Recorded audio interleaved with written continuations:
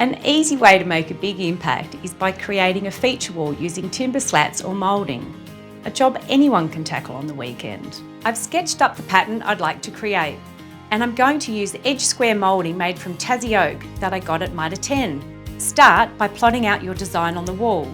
Make sure it fits the space. Then cut your timber to size and attach each piece of moulding to the wall.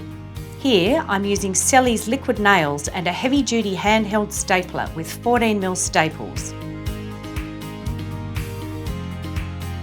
Check all your staples are flush to the surface of the timber.